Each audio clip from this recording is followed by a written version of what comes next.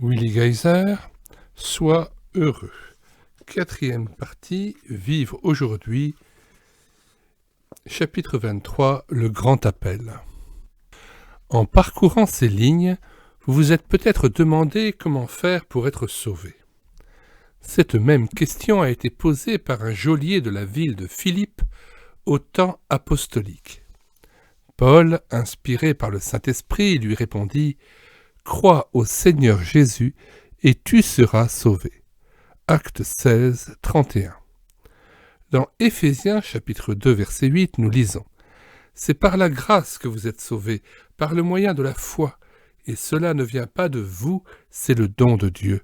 Ce n'est point par les œuvres, afin que personne ne se glorifie. » Voilà qui est clair.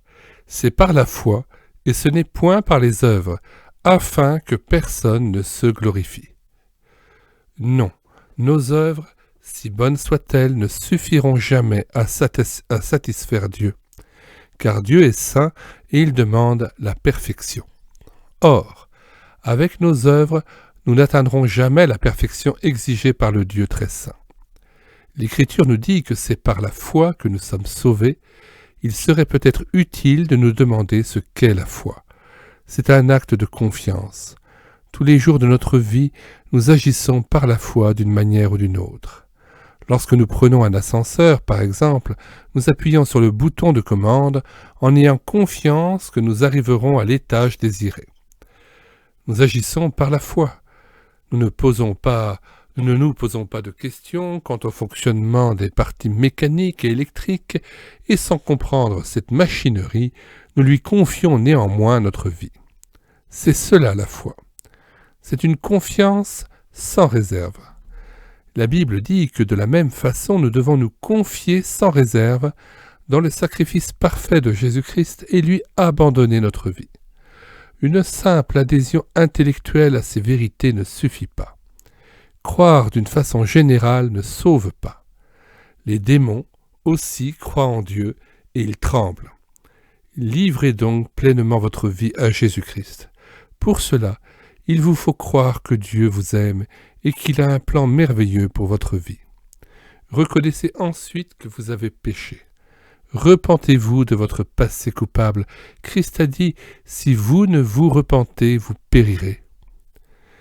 La repentance est donc essentielle.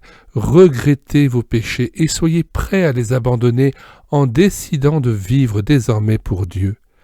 Peut-être dites-vous « Je ne puis faire cela », mais Dieu vous y aidera. Nous lisons dans 2 Jean 1, 9 « Si nous confessons nos péchés, il est fidèle et juste pour nous les pardonner et pour nous purifier de toute iniquité. » Invitez ensuite Christ dans votre vie. Mais à tous ceux qui l'ont reçu, à ceux qui croient en son nom, elle, la lumière, a donné le pouvoir de devenir enfants de Dieu. Jean 1, 12. Recevez ainsi Christ par la foi, soyez prêts à confesser Jésus publiquement. Faites connaître votre décision à des amis, à votre conjoint, et n'ayez ni peur ni honte de parler de votre vie nouvelle. C'est pourquoi, quiconque me confessera devant les hommes, je le confesserai aussi devant mon Père qui est dans les cieux, mais quiconque me reniera devant les hommes, je le renierai aussi devant mon Père qui est dans les cieux. Matthieu 10, 32 à 33.